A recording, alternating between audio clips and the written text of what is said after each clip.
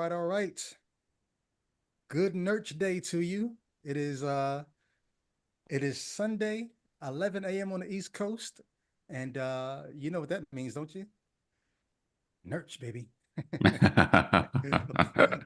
What's up? How you feeling this morning? Feeling good, man. It's we're you know it's like what they say. My old pastor used to say, what is it? Sunday night starts on Saturday night. Wait, wait, so how do you say it? Sorry, Sunday morning starts on Saturday night. There you go. There you go. So basically, what is that like? Trying to tell people to get ready for Sunday morning or Saturday night? Yeah, meaning like go to bed at a good time, don't party. Exactly. Yeah, that's what I thought Yeah, he was saying. That's what exactly, I thought he was saying. exactly. Oh man. Jay Witt in the building. How you feeling? Jay Witt is our I'm here, resident DJ. but Yeah, I'm here, but I'm not here really. So you guys yeah, can continue on with the yeah. banter. We know life. We know life is lifing right now. The already but not yet Jay Witt this morning. Well, actually, you know what? I was pleasantly surprised. I don't know why I was surprised, but when I did this show Thursday night, I was talking about this comment that a Christian made about, I know a place where there's no crime and there's no this and there's no that. And I said, no, you don't. Like, you don't know that the place Yeah. doesn't exist. And my sister, who was in the chat, she typed in another already but not yet situation. I was like, yo, I love it. I love the fact that people are they're learning from this podcast. They're embracing Yeah. what we're talking about here and able to readily employ it. So that's just good stuff, man. That was a comment that I was on solo, but if Jay Witt was on, Jay Witt probably would have made that comment. And Exactly. yeah. Yeah, yo. Uh, Come on into the chat. Greet one another in reason's name. Yes, yes, yes. Um, I just hopped on this morning and I saw something that shocked me a little bit. All 7 of the independent directors of 23andMe resigned a couple of days ago. oh, I can just tell you right now, there's going to be so many conspiracy theories just as a result of that. Like, see, I told you the DNA test wasn't real, and we're not. I mean, all kinds of stuff that people are going to be saying now, but oh boy. there's That's legal stuff that's going on. that's crazy. Uh, I'm thinking about going back and reading a couple comments from the last episode. This is from Thursday night's Lecrae, Kendrick Lamar, and Jesus episode. Um, I said at the beginning of the episode that I hardly ever think about Christian hip hop anymore. Somebody in the comments, 412 J Fury said, I also completely forgot all the time that Christian hip hop still exists. Completely forget all the time that Christian hip hop still exists. Uh, C. Despeggio, he told me on Facebook how to actually say his last name. No, and he told me, and I think I forgot it. So I hope I'm saying it right. Says, you hit the nail on the head at the end. There are a ton of things I'm grateful for when I think of the good things Christianity has brought to my life: wife, kids, community, good habitual lifestyle, and I'm sure many more. But if we're only looking for truth, eventually you'll end up asking questions that will land you on the wrong side of the community. I suspect most aren't really in it for truth, though. Think about that. Yeah, Um, like what that. do you think about that? Like, if somebody says, but look at all the good that's come from my religion, why would you want me to abandon it? We're not saying that people have to deny the good. Yeah, not at all. I mean, it's I think there are lots of people who I think probably subconsciously want to stay because they don't want to, leave what they already have. Hmm. I actually am a bit more compassionate to people like that because I think, Mm-hmm. yeah, sometimes it's rough out there, right? Yeah. It can be rough out there. Yeah. Uh, Finding another community, doing all that all over again, it's a lot of work, Yeah. So, yeah. That's why I like things like what Durante is doing on his Mm, channel. Durante has been trying to foster a sense of community, knowing yeah. that once people leave the faith, that's one of the biggest things that you lose. And so even Yeah. if it happens to be an online or virtual community, you're still going to need that. So yeah, we're not denying that those cultural, communal, even lifestyle goods come from religion, but you've also got to keep in mind it's not just your specific religion that fosters and gives those things. Um, Islamic communities, right? Mm, hmm. Mormon community, right? You're going to find community anywhere there's people. So Yeah. don't think that the strengths, lifestyle, you get that from different religions. You get Mm, a better lifestyle. People give up, the things that they were addicted to or harmful things. Just because you get those benefits from your religion, don't think yeah. that must mean my religion is true. Yeah. Don't know if I would agree with him saying he suspects that most aren't there for truth, because I wouldn't Hmm. say that Good that point.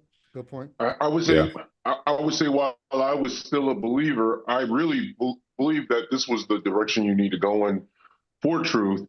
I just think that believers have a noise gate on their truth Mm, while they're in there. Mm, So similarly to like if you have a gate on anybody who's dealt with audio and recording, you can put gates on the audio that you're the input audio that mm, will filter out background noises. mm, And I'm using as an illustration to say that people have a noise gate on the truth where certain information that actually exists in the world can't get through because of the gate that they have on it. And the gate has been calibrated to whatever is contained in the text. It's been calibrated to yeah, only allow what the text will allow through. yeah, Now, just like in the noise gate, that might be true. Certain things might be true of reality that are getting through and are getting recorded. But there's a lot of other stuff that's not getting recorded, and it's being kept out because of this gate that you have on it. And I think that's the existence of a lot of believers. I think they mm, they exist in this sphere where you can go so far. mm, I mean, honestly, some of our humanistic understanding of human equality and principles that help us to function. A lot of that kind of thing. Well, I mean, now granted, the scriptures do speak in different ways regarding that, but so they do say things like God is no respecter of persons, right? So you'll find that believers will take in that, at least in that passage, they might pull from that to have a principle for not being a racist, not being and those are good things. I don't want to go on. It just sounds like it's turning into a sermon of sorts, but I can totally see how people definitely will allow the scriptures to actually hamper and inhibit their ability to take in the full orb of our understanding of how the world functions and what is true about reality. yeah. When I think about that, I understand what he's saying though, because it's like when I was a Christian, if you would have told me that I'm not there for truth, I would have laughed at you. But the noise gate that I has, I think it's a great analogy. The noise gate that I had is truth is a person. So true, and I would try to separate. I don't know how, but I think I would have tried to separate facts from truth. You want me to care about facts, whether evolution is a fact, whether this is a fact, whether it's a fact. But what's the truth? The truth is Jesus Christ. And so, whatever you're trying to tell me about evolution, whatever you're trying to tell me about, if it goes against something in God's word has some kind of ability to speak to your fact and incorporate it, even if I don't know how yet, whether it be the age of the universe, whether it be the age of the earth, but God's word has some kind of way to speak to your fact that will alter it so that even though it seems incompatible with what I know to be truth, it's going to turn your fact into my truth. And mm, so even in that, like as a Christian, I would have said, yeah, truth is a person and he's supreme over all your little factoids. I hear what you're saying, Jay Witt, but I think it really could be shown I didn't really care about truth outside of Jesus. So I think there's a way in which you could say I wasn't there for, I don't know. I think we're getting into the weeds of Yeah, yeah, semantics on some level, but I get it because yeah. I do see what you're saying, but I do think that the reason why you attached truth to this person is because you thought that person was the embodiment of truth, according to Exactly. John 1. Like Yep. grace and truth came through Jesus Christ, right? So the Mm-hmm. idea, so it wasn't like you were seeking falsehood. You thought that this person was the way to truth ultimately. Right. You thought he was a higher, It's like you thought it's one of the things about, and Al, feel free to cut either of us off, but one of the things one of my professors used to say, he didn't say it to me, he said this in some of his books, Vern Poitras, I think it was Vern Poitras who said this, but he wouldn't be the only one. They say, even if there's a fact about reality or nature or science or even history that seems to go against what you see in the Bible, they would say, just give it time. Because eventually eventually something's going to be unearthed, whether it be on earth or in heaven. Eventually we're going to find out that the Bible was never wrong. there's a Can reason that why person be that kind said to of care about reason. truth? Well, there's a reason why I believe that kind of reasoning resonates with people. Because as you're growing up, there are things that you don't understand, even though you're presented with. And then adults will occasionally tell you, just keep on living. You're gonna see the truth from what I've just told you, although you don't have the faculties to be able to understand it at the present time. Just down the line, you're only 6 years old now. You will understand this better when you're 13 or 14. We've seen that happen in our lives. So I'm not saying that what Vern Poitras is saying is accurate, but I'm saying there's a reason why that kind of presentation might not seem immediately to be bogus because we've experienced that. Yeah. Yeah. And science has seen that, where they've said certain things at one point in time and then give it time and they amend, certain ideas. So yeah. Al, any I thoughts? mean, Because Yeah. no, I mean just that last part where the appropriate science, and it's not the same thing. It's thank it's you. not the same thing. Yeah. Yeah, Please explain it. Yeah. no, the science builds on the foundation of whatever hypothesis that they constantly iterate on, right? So the explanatory power grows in accordance with how things have been understood. So it's like you could say, well, Einstein's relativity just subverted the entire, Newtonian physics, right? And it's like, okay, that's not the right word to Right. describe it. It's like Right. Newton had a very great model to Right. derive the Right. understanding of the world based on his limited understanding, Right. right? And then what happens is the explanatory power of a next theory like Einstein offers a different way to look at it.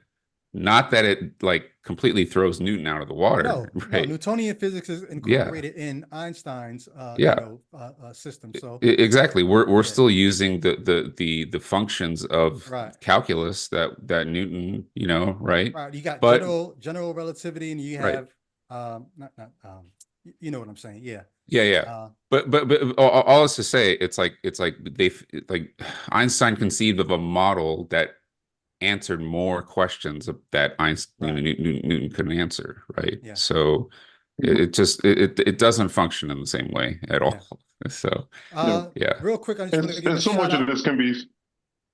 Let me move us forward a little bit real quick. For those who have not subscribed to Jay Witt's channel, Pragmatic Crystal just dropped the link in the chat there. I forgot to put it in the description of the last video. People were saying, yo, I miss Jay Witt. I mentioned the channel. They said, how can I get to the channel? It was in the live chat comments. I forgot to go back and put it in the comments and description of the video, but it is right there in the chat. Pragmatic Crystal just dropped it. Please click the link, go subscribe, and then come back into Nurch. The ushers will let you back in. You don't have to worry about that. Yeah. So After Nurch, I'm going to jump on my channel and I'm going to jump on here and do another video We're going to be dealing with the character of Jacob. It's hopefully Okay. going to be another Spitfire episode. Yeah, for sure. And this is living proof in case anybody thought, Jay Witt and Brady aren't cool anymore, or something like that. No, this is, like I said, this is the Cell Division, more growth, more life. And I'm happy that Jay Witt has Yeah. been using that voice and that mind of his to put out content, because I want his stream of consciousness to go interrupted on his channel. And as I get through with the projects I'm working on now, I'll be putting out more solo content on this channel. And I think I need to start being referred to as apostle. I've been sent out by Brady Goodwin, and now I've been referring to myself on my channel as Apostle J. Witt. I've officially been sent. I've been sent on a mission. And so I started off every episode, I start off with Isaiah 61. I've been sent to preach liberty to the captives. Come on, man. I'm not going to get into the spill, but we're going to, that's what I've been sent to do. I've been sent to bind up the brokenhearted, you know? That's what's up. Well, speaking of apostles, yes, sir. Let's dive into Romans chapter 14. And I'm going to share my screen because I forgot last time. And we're going to try, I think we're going to try to get through 14 and 15 today, because there's not a lot of meat, but maybe we'll say some things that'll give us some good conversation here. So share screen, boom. This one. All right. I'm going to read a little bit, and then I'll pause for us to discuss. Right on. Verse 1. As for the man who is weak in faith, welcome him, but not for disputes over opinions. One believes he may eat anything, while the weak man eats only vegetables. Let not him who eats despise him who abstains, and let not him who abstains pass judgment on him who eats. For God has welcomed him. Who are you to pass judgment on the servant of another? It is before his own master that he stands or falls, and he will be upheld, for the master is able to make him stand. All right, first 4 verses there. This is Paul giving some community instructions. There's something that stood out to me, but I'm going to save my comment just to ask you guys, what do you make of this? Anything stand out to you as he's instructing the community on how to live together in peace? Yeah, I mean, this reminds me of Paul unpacks this a lot more in First Corinthians when he talks about meat that's offered to idols.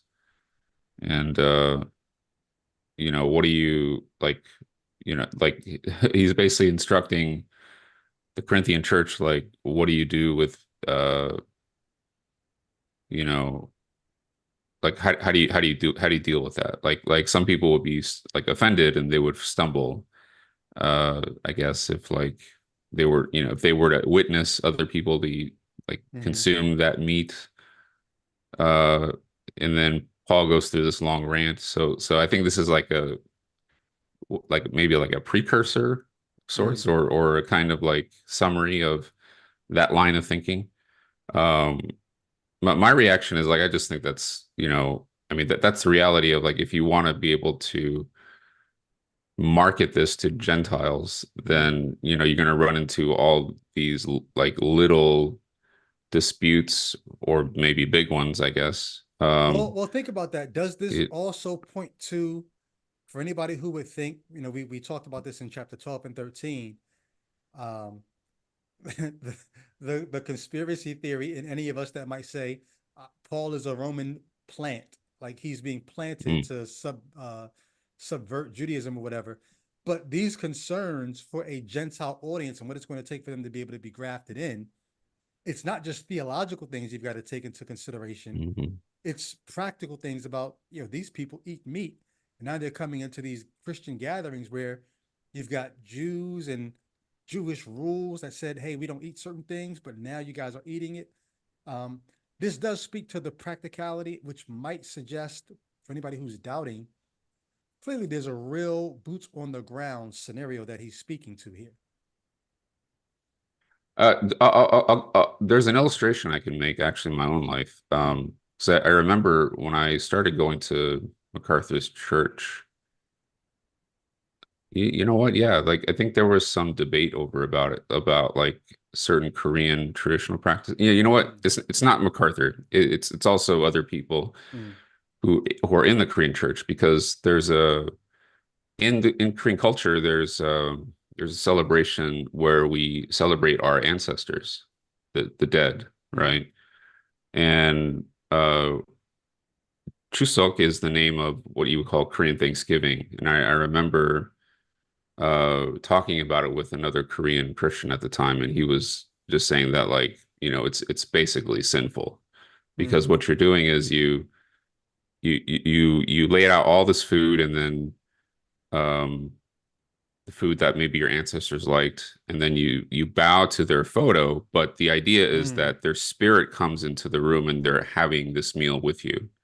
Wow. So it's this kind of like, right, kind of pagan notion, I guess, or shamanistic kind of it's traditional Korean, shamanism, I guess, that goes back many centuries. But regardless, I'm just saying that it's like that created like debates, and it's like, then it's like you have like the really zealous dogmatic ones who are like, I will never bow to an ancestor, I will never bow to a ghost or an old, and it's sinful, but it's like, looking back on it now, it's like, it's so dumb. It's just like, it's like, this is so stupid.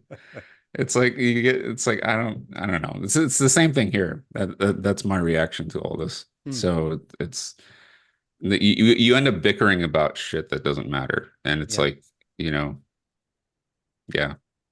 I was thinking about this when I did the show the other day.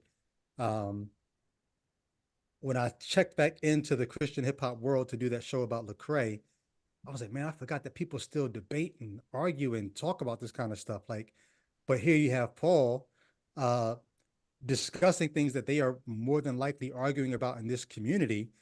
And it's like, man, these are the things you have to, and it's not to say that if you go to some other community, you won't have issues, but the church is a community that has its issues. I think deconverting, what we realize is we at least got rid of one source of stress, one source of community Right. Exactly. dysfunction in our lives. If you have a job where you work with other people, that's a community where you're going to have stress. If you got a neighborhood where you guys have to figure out, I had one person in one of the classes I was teaching one time.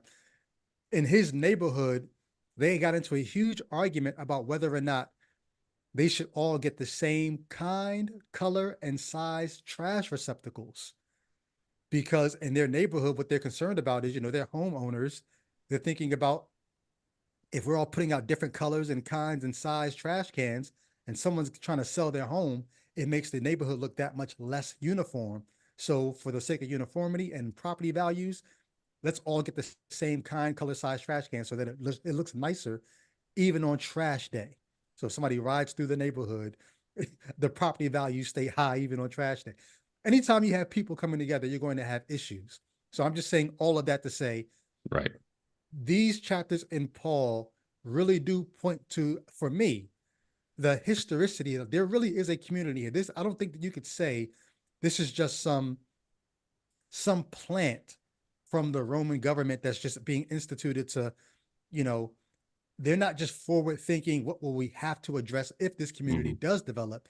This seems like there really was a community that was coming together based around these things. And Paul is indoctrinating this community. Any thoughts on that, Jay Witt? Yeah. Yeah. The only thing I think of immediately is how I think of Black Planet. I think of hip hop, and I just think of the way in which a person who, I think of Mark Zuckerberg.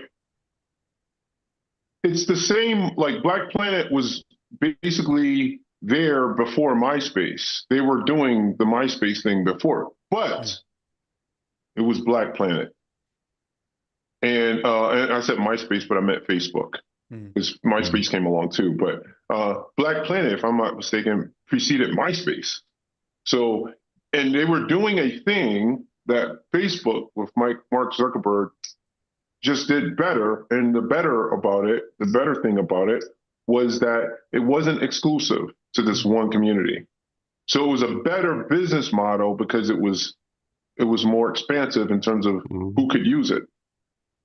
In a similar way, hip hop, it starts off with Black people. And I'm just throwing out my popcorn thoughts. But you have some Black people who think that it should always just be, in spite of the fact that it will never be able, you can't contain culture in that kind of way. You have some Black people who feel like Black people have to be the gatekeepers forever, in perpetuity, on hip hop music, hip hop culture. And again, you can't, those who embrace, I guess, plurality, like, are going to always succeed. And what happens with Paul is, instead of it being this exclusively Jewish community, he's embracing plurality. Mm-hmm. He's embracing living in a society where people from different backgrounds can still worship together, and that's the Facebook to the Black Planet of Judaism. Yeah. Where and what happened to Black Planet? This isn't to say Judaism disappears, but what can happen? I mean, you see what happened with Christianity if you look at it and compare it to Judaism. Like, you can just see one is applicable in so many cultures is going to necessarily dominate in terms of just the amount of adherence it has. Yeah. And I think Paul, for all those people who would think he's a plan of Rome or whatever, if anything we can see in him is just the intelligence of a Zuckerberg, the intelligence of a person who realizes, hey, this thing will invariably be very small, especially if we have the paywall of circumcision at the door. Right. Right. Exactly. Well, So you know anyway, what? The only difference I would say, I like where you're going with that, but I don't know if it was as much ingenuity as it was a necessity, as we've been talking about over the last couple of weeks. Centuries of, we've got promises where we're supposed to rule. He's going to talk about this in a few verses. A shoot is going to come from Jesse and is going to end up ruling the world, and even the Gentiles are going to be thankful for this ruler. But here we are still in captivity, still under yet another foreign ruler. How do we co-opt this system? So ingenuity, yes. And but it wasn't just the sense of, and I know you're not saying this, Jay, but for the sake of the analogy, it wasn't just our thing's going to stay small if we don't expand into the Gentile market. It's we're never going to get the fulfillment of our prophecies if we're waiting for a Jewish ruler to rule the Gentiles. We've got to find some kind of way to co-opt Gentile rule and make it our thing. We've got to do this sort of syncretistic merge. Otherwise, our prophecies will never be fulfilled. And so, anyway, yeah, to that thought, I'm going to dive back into, here's what I thought when I read verses 1 through 4. This is not a fully developed thought, so you guys maybe help me with this a little bit. Let me read a little bit more, and then I'll tie it together with verses 1 through 4. Verse 5. One man esteems one day as better than another, while another man esteems all days alike. Let everyone be fully convinced in his own mind. He who observes the day, observes it in honor of the Lord. He who eats in honor of the Lord, since he gives thanks to God, while he who abstains in honor of the Lord and gives thanks to God. None of us. So that's a little bit further than I wanted to go, because here's my thought. I was pleasantly surprised, impressed, and then offended by verses 1 through 5. Here's why. Because it seems to me that what Paul is doing in verses 1 through 5 is allowing for a kind of almost ethical plurality. Like, we don't all have to believe the exact same things. Our consciences can be pricked by different things. We can feel convicted by different things and both be right. You don't eat, I do eat. You think this is wrong, I think this is okay. You observe those days, I don't think those days mean anything. But none of those differences makes any of us better or worse, more right, less right. Let every man almost do what's right in his own eyes. And it made me say, wait, if you could, if at least in principle, if you could give this kind of license for people to think differently, it seems to me that the salvation that he's been working up through all of these chapters, it really boils down to people being convicted for thought crimes, for not thinking the right things about Jesus.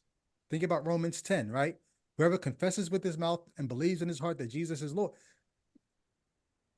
You want me to think a certain thing, and if I think the right thing, I'll be justified. I'll be okay. I'll be good. So if you're going to not convict me for thought crimes in these areas here, why are you and your God and your doctrine going to convict me for thought crimes in another area?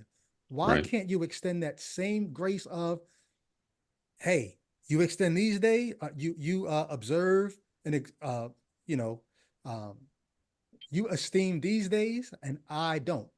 Well, what if you esteem Well, this? I mean, he Right. later overturns that, though. He Yeah. Yeah. overturns that later in the same passage Yeah. by I read too essentially far. debunking. Yeah.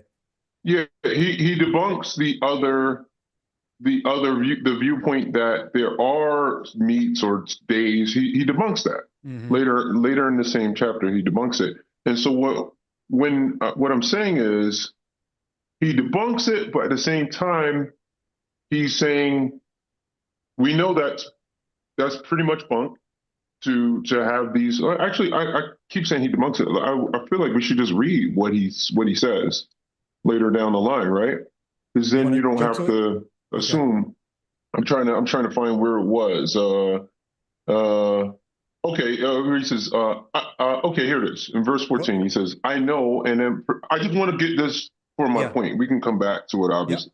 But in 14, he says, I know and am persuaded in the Lord Jesus that nothing is unclean in itself, but it is unclean for anyone who thinks it is unclean.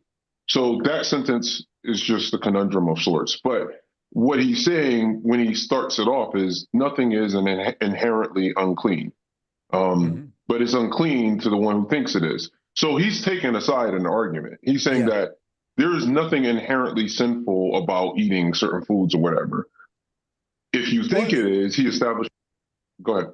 Well, I was going to say, here's how I can tie what you're saying into my point. Okay, even if you held, there really is a right side on one of these arguments, but let's not, because there's so many things that I'm going to say that he says in this chapter. Maybe we should have just got to it and read it. But the idea is, he says, where's it at? I think it's at the end of the chapter where he says, whatever is not done in faith is sin. That's verse 23. Whatever is not done in faith is sin. So basically what he's saying in this chapter is, like, it's really a matter of your personal convictions. Right. Allow your brothers and sisters to live according to their own personal convictions. Okay, my only point is, if you're willing to do that on issues of eating meat sacrificed to idols or observing certain days or whatever, if you're willing to allow people's consciences to be their guide, and if their conscience doesn't allow them to agree with or believe something, then fine, let that be that. Why? Why does this not extend to, I cannot see the wisdom that you're saying is in this Christ figure. I cannot see the beauty. I cannot see the, whatever you're saying I should see in this Christ, I don't see it. Why is the thought crime of me not being able to see that damnable? Whereas these other thought crimes, even if you do think there's a right side of the argument, you're still saying, hey, but let's not step on each other's toes here. Let that person think and believe what they want on that issue. Does that not seem like a double standard? I think it is, yeah. Yeah. So here's the thing. It's like if he's going to market this to Gentiles, he's not going to keep a lot of them if there's going to, be coming down on them for, eating meat that they shouldn't be eating, or it's like, right. It's like all the Jewish laws, or I should say it's just the culture. It's the cultural differences, right? Mm-hmm. Like they're gonna each get offended. So it's like he has to be able to make compromises, like ideologically, I think, or right? I mean, what accounts for this like totally contradictory way of methodology? It's like I don't, it's like he has these ideals, and then all of a sudden when you have to deal with the contradictions in the real world, then all of a sudden it's this weird subjective construct that he can't resolve. Like it's just I don't know. That's So I think What'd you say? What was that, Jay? I think I think I understand Paul. Am I cutting off Yeah, Yeah, it's cutting out a little, in and out a little bit. quite a bit? Okay, that clipped. Yeah, clipped. that clipped? Yep. Yeah, a little That's bit. interesting.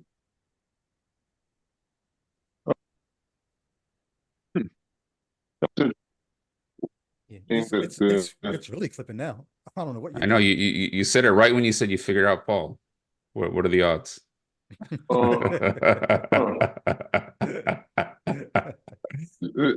Let me see. Because you got us on the edge of our seats here. So whatever you were about to Yeah, say, man, you got it. you figured Yeah, out. You figured yeah. out Paul. We You need figured to out. hear this. Yeah.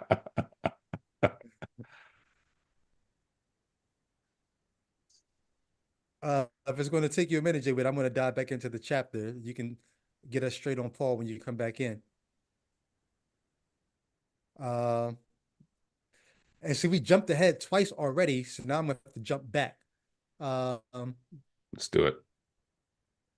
All right, let me pull up the passage again. Where is it at? Okay, here it is. Sorry, guys. Here it goes. I'm going to jump back in at we'll go from verse 5 and keep it going. Here it comes. You see it? Yep. Okay. One man esteems one day better than the other, another, while another man esteems all days alike. Let everyone be fully convinced in his own mind. And once again, I'm sorry, just to reiterate this point. Let everyone be fully convinced in his own mind. If there's a God behind this passage, if there's a God inspiring this text, who has the wherewithal to say, let everyone be fully convinced in his own mind, when I was deconverting, I got to a point where I said, I wasn't using this language, but I'm going to use the language of this passage to make this point. It was as if I was saying, I'm fully convinced in my own mind that the Bible is not true. I'm fully convinced in my own mind that the Bible cannot be telling us the truth about human origins and the Can you guys hear me? Yeah, hear you now. Yeah, Yep. we got you. Yeah. Yep. Let me finish this point, Jay, and then I'll toss it back to you. Is it still breaking up? No, you're fine. No, you're good now. Yep. You're fine.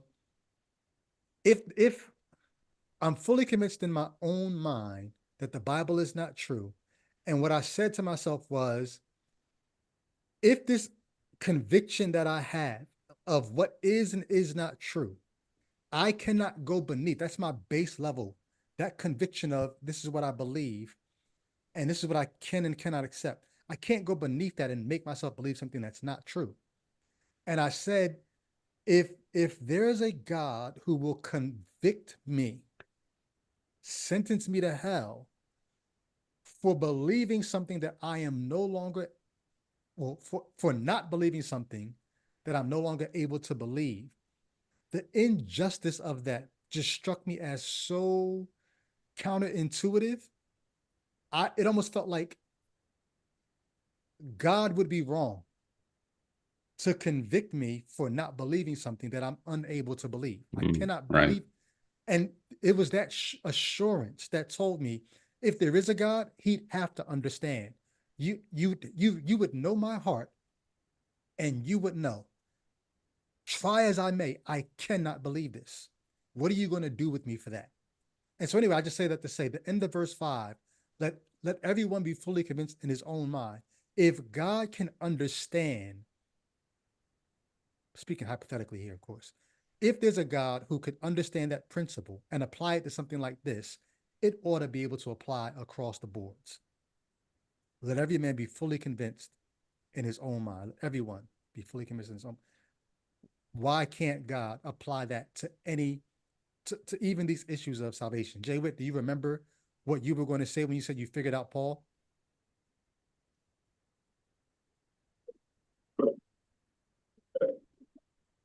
No, what's happening, yo? You were golden, and now you're like, we can't even hear you. Can't hear me now. We hear Oh you yeah, now. yeah, we got you now. All right, all right. I will proceed with caution. If you don't hear me, I will stop.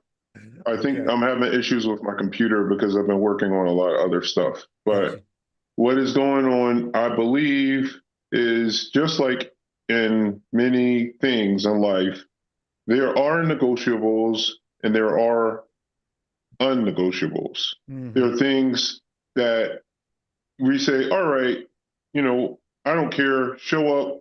You can wear whatever shirt you want, but you got to wear these, let's take a school uniform. They say you have to wear this shirt, you got to wear these pants. Your shoes. If you guys not hearing me now again? No, you're fine. We You're got fine. you. You're Somebody good. made You're a good. comment. Pragmatic Crystal talked about my mic. This is the second time somebody made a comment about my mic being low. So I don't know what I'm going to do here, but we're having issues this morning. But go ahead, Jay Witt. I can turn my volume down to accommodate that so that they don't have to. Let me turn my volume down now so that I'm not drowning you out. In the chat, can you guys tell us if you can hear me pretty good? Because I turned myself down. Can you guys hear me good? Can you hear me good, Brady? Yeah. You, Albert? Yeah.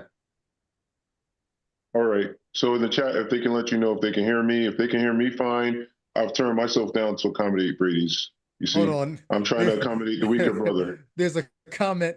We typically don't read comments if they're not super chatted, but it's from our diamond tier super chatter. So he gets that. He gets the nod that I'm going to read it anyway. But it was such a good comment, I have to read it anyway. He said, "Wow, Nahweh is really jacking up Jay Witt's feed. Nahweh spelled Nahway."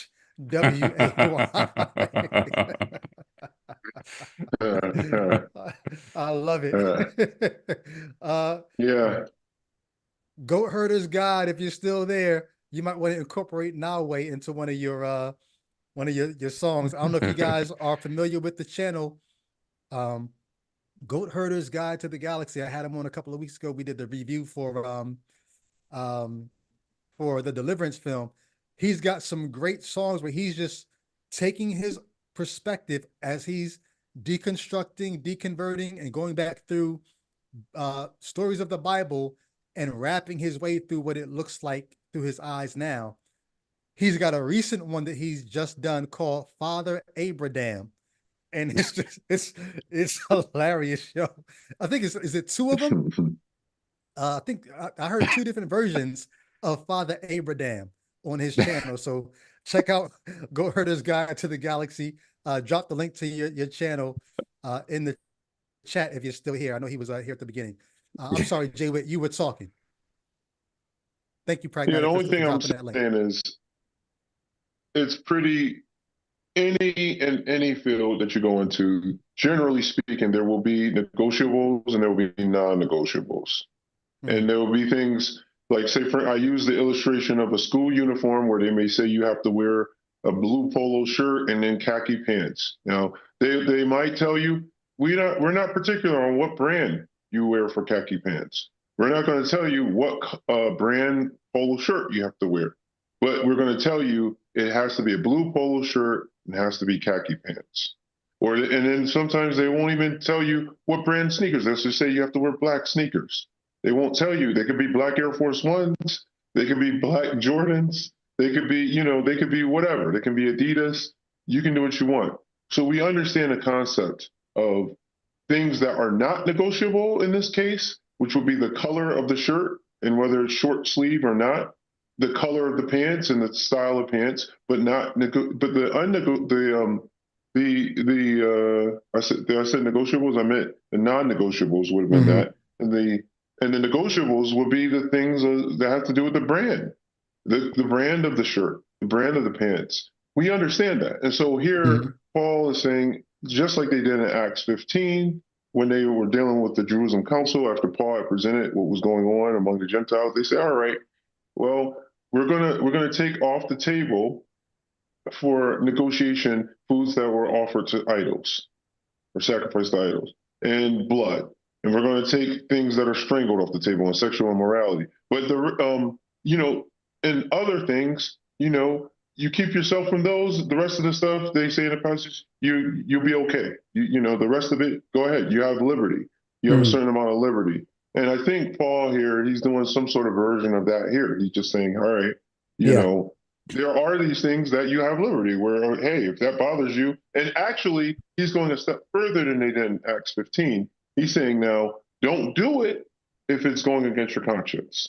So he's giving you an extra, he's even bridling the negotiables by a person's conscience. He's saying that your conscience is to be used as your gauge for Let what your you can conscience do be your guide. matters.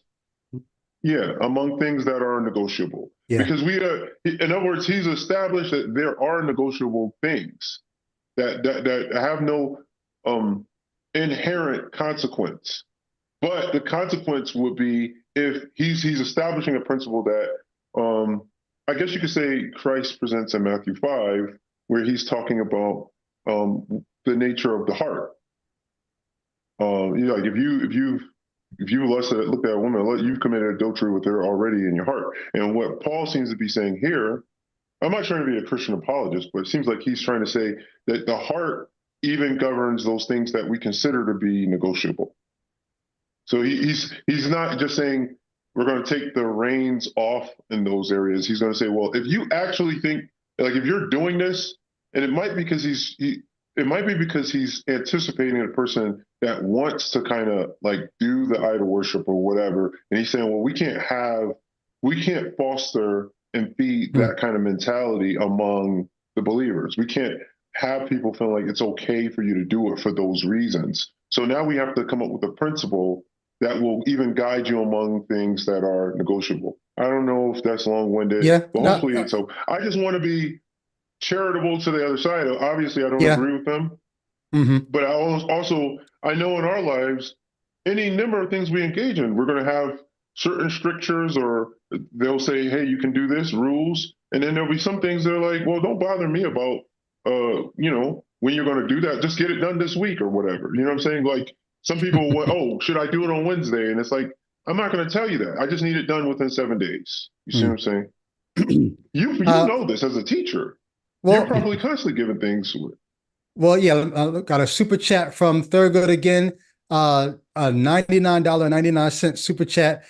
As I mentioned, he was already in the diamond tier, that we would read his comment because it was so good. And because he's the diamond tier supporter, he was not to be outdone by himself and sent in another $99.99 super chat. Oh, wow. Thurgood, thank you. Thank you. And I tell you what, hopefully, let me know in the chat, can you guys hear me better? Because I turned my mic up. For some reason, I don't know how it go up. Well, first, let's see if they can hear me better before you do that.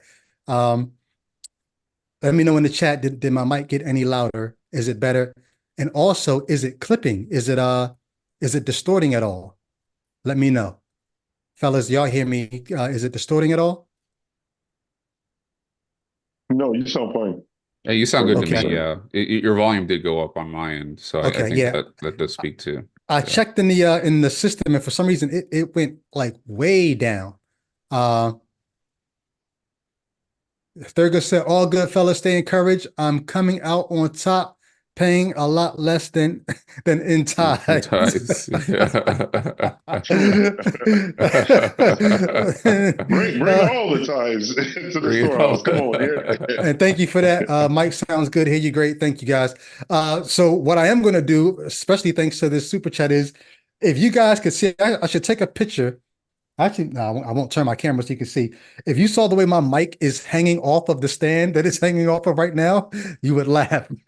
So I'm going to get a new mic stand this week, so my mic won't be all the way down where it is right now. It used to be up here near my face, and now it's all the way down here. So definitely appreciate all the support you guys send. You're sitting, it went from walking, now he's sitting in the seat of the store.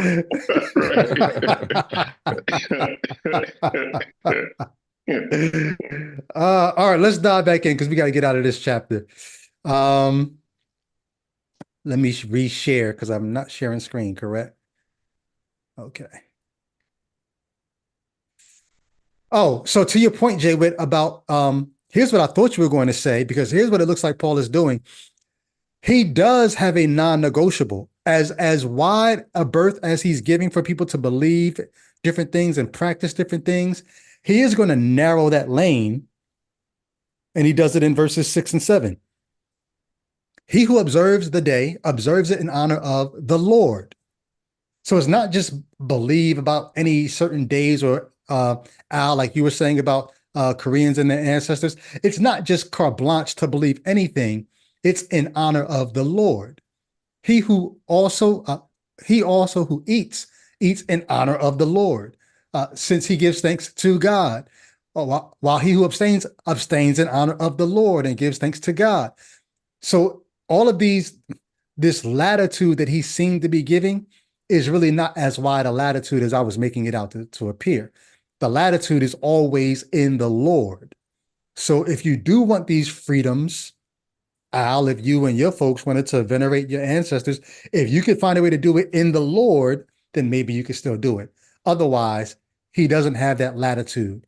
And this is why I'm saying it seems so bizarre to me that you could think there is such a thing as plurality, there is such a thing as latitude, as grace, but then I'm going to come back around and hamper that latitude and that grace so that you have to think these thoughts. You're thinking thoughts. I'm sorry to pick on the example you gave, Al, but I think it's a great example. You're venerating your ancestors. You're thinking thoughts about them. And because you're thinking thoughts about them, you're a spiritual criminal now. Like, you're punishing people for thought crimes unless they think them a certain way. So if you're not eating or observing these days or doing whatever in the Lord, and let's say you're doing it for some other reason, now it's a crime. This is bananas. Yeah. Yeah.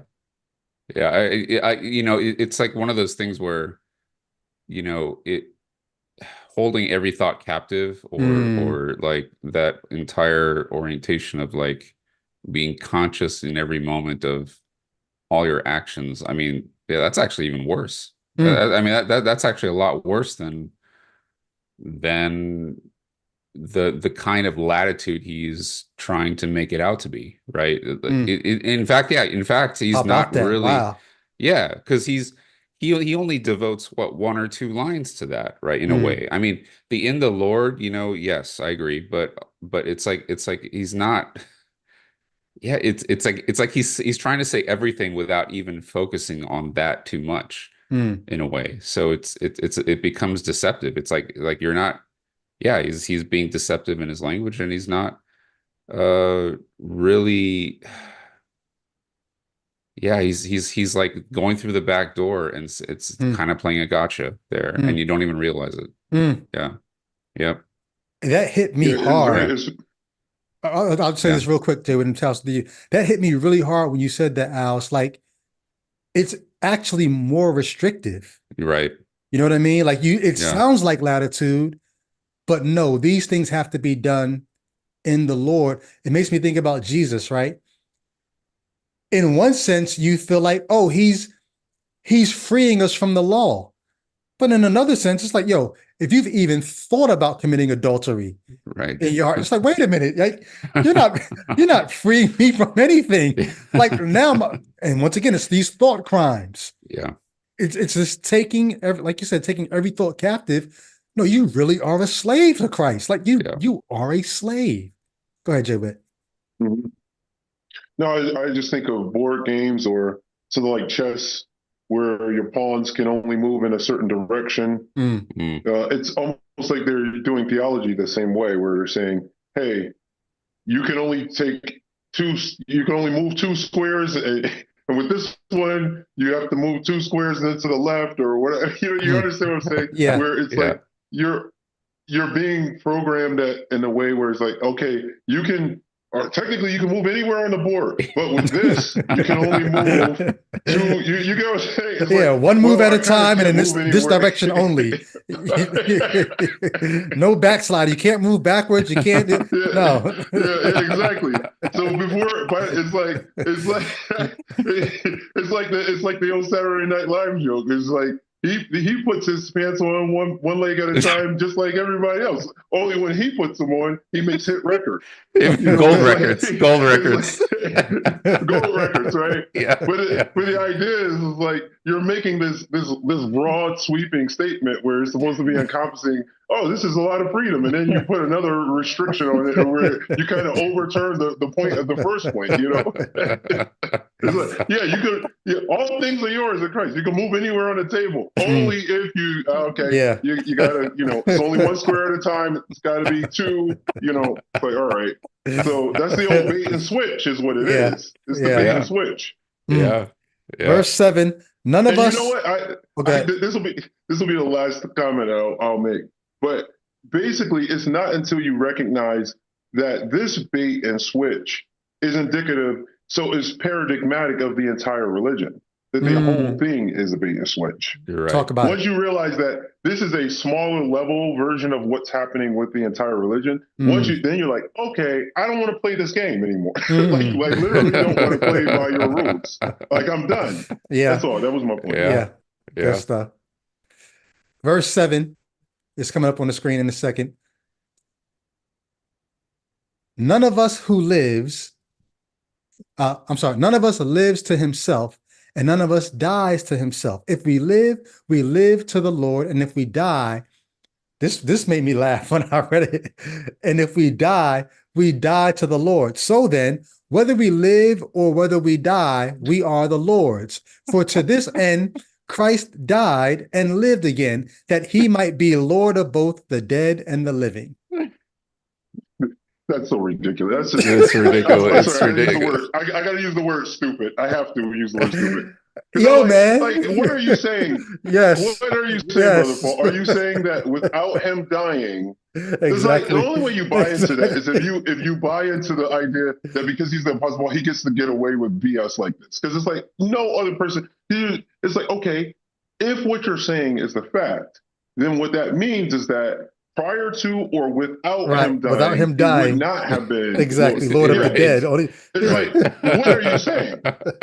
Wasn't he supposedly Lord over all before it all even went down? Like, if anybody's listening and you're like, wait, what are y'all talking about? Let me read it again and just listen carefully. Listen carefully. If we live to the Lord, and if we die to the Lord. So then, whether we live or whether we die, we are the Lord's. For to this end, in other words, for this reason, Christ died and lived again, that he might be Lord both of the dead and the living. So think about what Jay Witt is saying. None of us discussed this before we got online. We did not discuss this, but all three of us are laughing because we heard the same thing. What are you saying, Paul? If he did not die, he would only be Lord of the living? But he had to die to be Lord of the dead too? And what does it mean to be Lord of the dead? Like, what the hell are you talking about? Lord of the Flies. In order to be Lord of the Flies, he would have had to be a fly, apparently. But this is etiology. You're going to get that from us on every episode.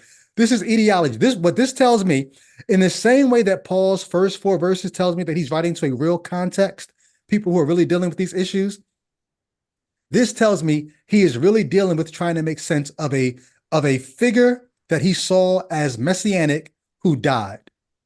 He's trying to pour meaning into the death of this figure. And so, why did he die? So that he can be Lord of both the living and the dead. You've got to give it significance. Otherwise, how could my Savior, how could my Messiah, the root of Jesse, what sense does him dying make? I've got to make it make sense. You know, we say that all the time. Make it make sense. That's what he's doing here. He's trying to make it make sense. It feels like he has this motif. And as he's writing, he has this eureka moment, and he's like, oh, I'm talking about death.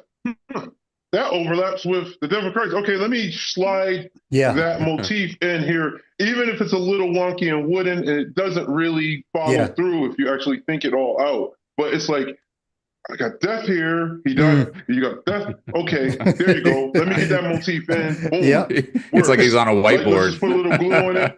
Yeah. Yeah. It's like the uncle who does electrical work, and he's just like, all right, well, he kind of used extension cords in the wall, and that's not the way it's supposed to, but it fits. It'll connect that to that, you know. So he's like, yes, this will connect death in this passage to the larger motif of death, that is Christ's death. I'll just use it there. We'll put a little electrical tape around that and hope that it holds up and it doesn't cause an electrical fire. Mm-hmm. Wow. All right. Where a sound rationality would require you to get out the soldering gun and everything and really do the work of making it make sense and following each conclusion to a logical end. He instead, he's like the uncle who knows a little something. He goes in there, he cuts a piece of extension cord, some electrical tape, he twirls them together with his index finger. Yeah. He's basically hacking it all together. He's hacking it all together. Exactly. He's not creating standards. He's not creating good fundamental practices. He's not establishing a solid infrastructure. The syllogisms don't hold. They don't hold. No, they're just hacks. They're like my mic stand. They're like my mic stand. They're like your mic stand. Exactly. This verse is leaning like my mic stand. Yeah, exactly. If he had to subject these thoughts to peer review, like a scientist, they would have been able to poke holes in it. Like if this was a scientific kind of endeavor, they would have said, what are you saying when you're saying that? Are you implying that if he didn't die, he wouldn't be the Lord over people who have died? And but juxtapose that. What I mean, they would say, well, you juxtapose that though with us when we were believers. We read these passages and we say, oh, yo, that makes him Lord of the dead too. That's crazy. Like, you know what I mean? Like, Get this guy a dunce hat. Get this guy a dunce hat. You know, he's sitting over there. Yo. Like, you're kind of easily impressed there, aren't you? But that was us. That was us as believers. That was easily impressed. Such were some of you. They're probably Christians right now watching this, looking at us like, look at them laughing. They don't even know how foolish they are laughing at Paul's wisdom. Yeah, scoffers. But we're sitting here like, where is the wisdom? You've really got to wisdom, man. Yeah. You really got to take your own intellect down a notch or two. You've really got to succumb to a lower level of thinking. And one of my favorite verses when I was a Christian was Isaiah 55. So Isaiah 55, where God talks, well, not God, the writer says, as the heavens are higher than the earth, so are God's ways higher than our ways and our thoughts higher than our thoughts. We talked about this way back on an earlier episode. I hope you guys go back and check out the early episodes. There is some gold, y'all, in the episodes that we've dropped. One of the things we talked about, though, is all it takes is for someone to call something that you would typically see as foolish, but they present it to you as, see, God's wisdom is so much higher than ours, as high as the heavens are above the earth. The reason why it looks foolish to you is because the wisdom is so much higher that you just can't get it. I have an illustration for perfect, I think, for that. Mm. Everybody knows what it means and feels like to encounter information that's over their pay, their pay scale. Like when you start listening to really advanced physics or mathematics, where if you are a career mathematician or physicist, there comes a point in the conversation where they're making sense because they're talking stuff that's in the terminology, but at some point you might not be able to keep up with it. And that's what it feels like to come into contact with thoughts that are above your thoughts. Like you're quite aware that it's not that they're making obvious contradictions, and then you're saying, well, it's only because it looks contradictory to me because no, you're hearing them and you're like, I can't trek with them because I have to learn X, Y, and Z before I can even follow them into that. But when somebody is talking to you on a level that you can understand, like for instance, here in this passage, they say, well, he had to die so that he could also be the Lord of those who are dead. That's not above your pay grade. Like you don't, right. Like, there's no amount of learning that you have to go through to understand that doesn't make sense. You see what I mean? So there is a difference when they're presenting you with the idea your finitude. Everybody's aware of their finitude. I just talked to Brady today. I ran into a woman at a laundromat who remembered my name from 6 years ago. She hadn't seen me for 6 years, and she remembered things about me that, like the person who I was with 6 years ago. Now, that's information where you're just like that, you're blown away by that. But when you're encountering stuff like this, where you're like, bro, he had to die so he could be the Lord of the dead. There's no part of you that is baffled by that kind of mind. You know what I mean? No part of you finds that remarkable. And it's because it's self-evidently, I don't want to say moronic, but you understand what I'm saying. It's self-evidently not a thing. You know what I mean? Yeah. You can get in a conversation with a person and realize you're out of, like, this is too deep of a conversation and there's information, but this isn't such a thing. And so they get a lot of mileage out of the idea that, oh, his thoughts are high. It just gets applied to just so many things that don't fit that. I mean, there are things that might fit that category, but a lot of it doesn't. And this is, I don't know. Hopefully that was of some use to somebody. I don't want to do away with the idea that, yes, there are things that you don't understand, is what I'm saying. That if you don't learn certain things, you won't be able to keep up with the conversation. But almost everything that the text presents you with isn't that. It's sort of like high diving into a puddle. Like you climb all the way up because you think this thing is so deep that I can jump off of this high level, and then you dive into it and you realize it was nowhere near as deep as you thought. You spent 10, 20, some of us 30 years climbing this tall scaffolding thinking we're diving into not a pool, not even an Olympic pool. We're diving into an ocean, God's mind, his thoughts are ways of, and then you take that jump and you just learn one or two things outside of your Bible that exposes how shallow your Bible actually is. Or if you're a Muslim, you learn one or two things outside of your Quran, one or two things outside of your holy book, one or two things outside of your tradition. This is why this is a whole conversation that we can get into. What's the YouTuber? Forget his name. There's a YouTuber who, Mike Hart,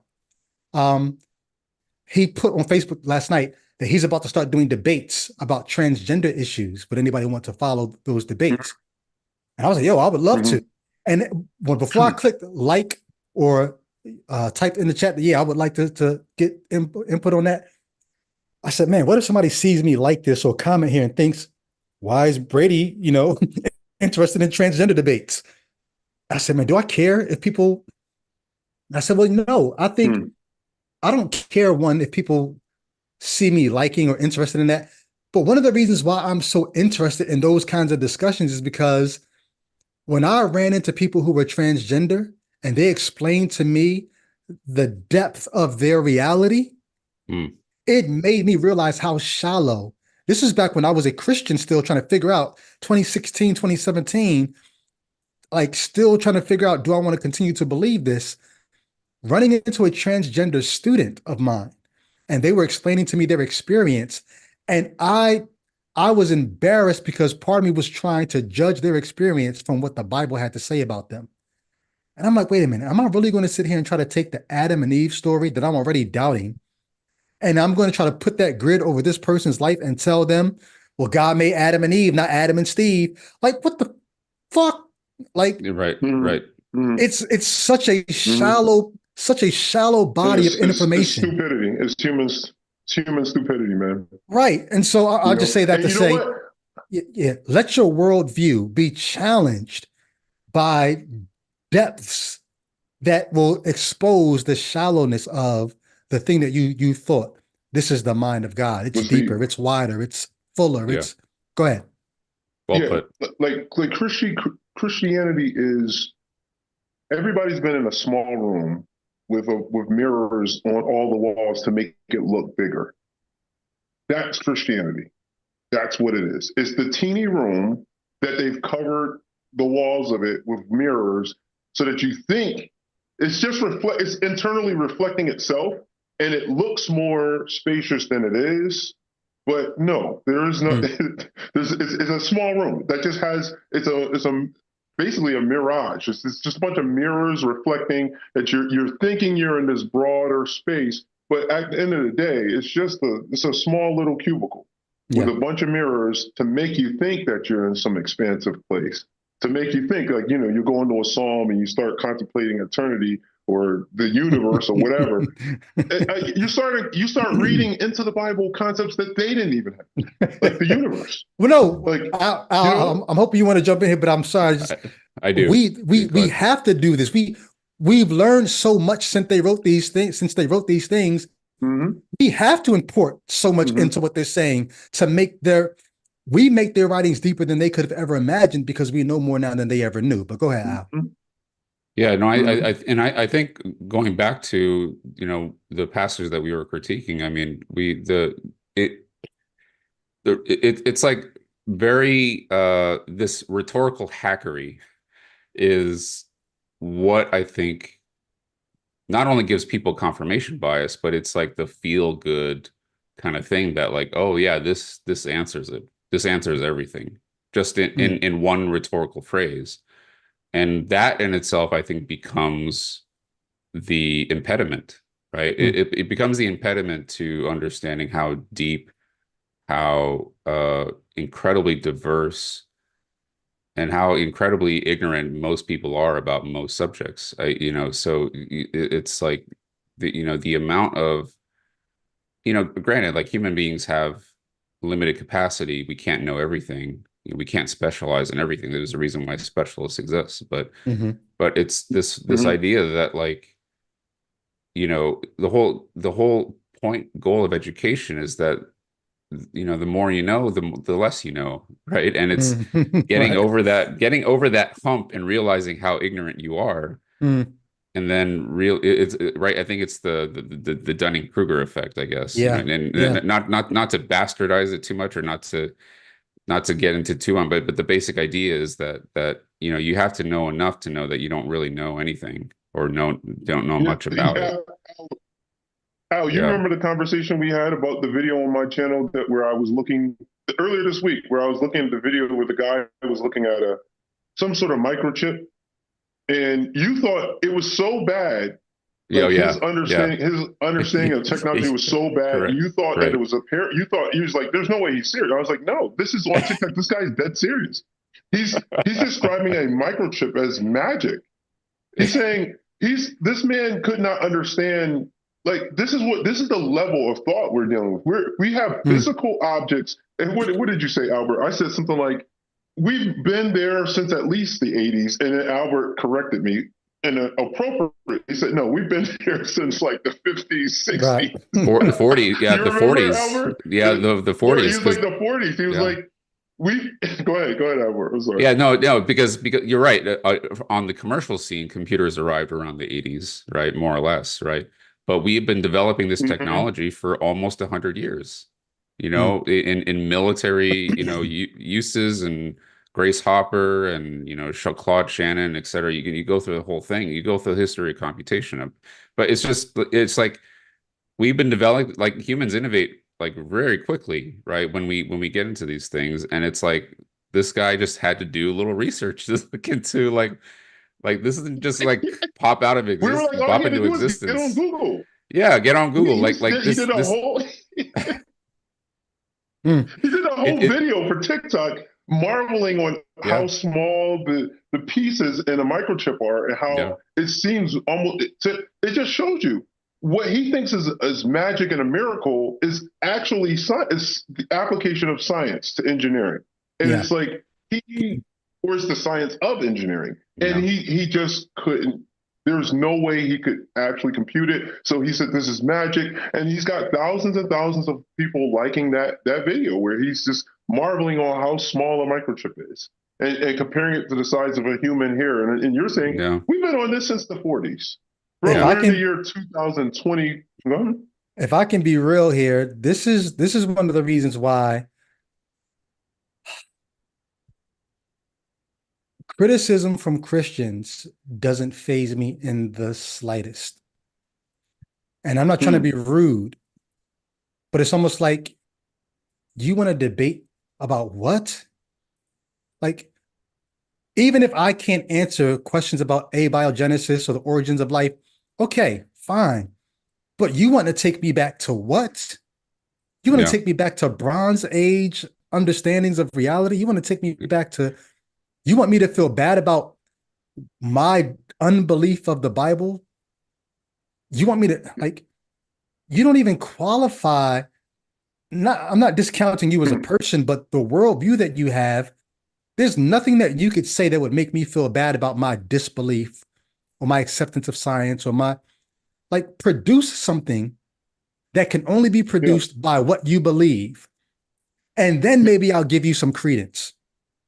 But if the Yeah. only thing Like that you can humanity had. produce, I was say, if the only thing that you can produce is things that can also be produced by other belief systems, and there's nothing unique about yours, and the things that you can produce by your belief system can also be produced just by strong leadership, just by yeah, strong will, just by like, Mhm. if you cannot produce something with your worldview, there's no way I'm going to let you use that to make me feel bad about anything I'm thinking, doing, or wanting in my life.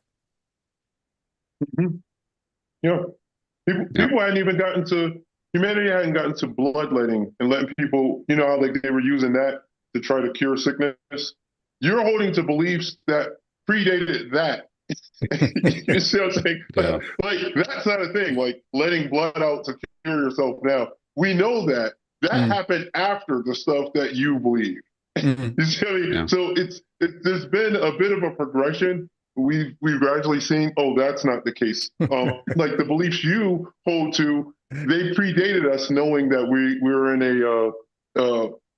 a universe or a galaxy where there's a sun. I mean, in our solar system, there's a sun at the center, and it's not geocentric. The beliefs you hold, mm, you can clearly people say, oh, it's phenomenological language. So they'll mm. say that they'll try to use that to gloss over. But no, they really thought the Earth was at the Right. center of it. Right. right. They No, really thought the Earth not was just the at the center of center. They things. thought Earth was at the center of things and Yeah, inside the dome, inside the Yes, firmament yes, right. of the, The firmament, yes. right? it's like because It's we're like you're back there. right. It's because we're not separating. We're not separating the.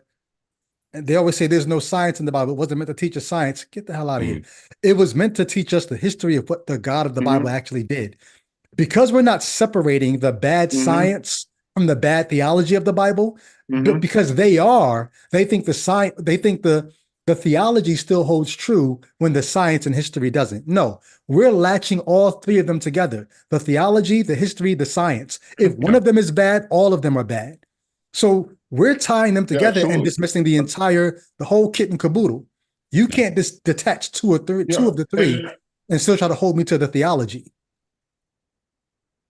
yeah, and there was no reason for those apologists. There's no reason that you have to speak in phenomenological language or you have to say incorrect things about our solar system or universe in order to communicate truth to people who didn't understand we weren't in a geocentric solar system.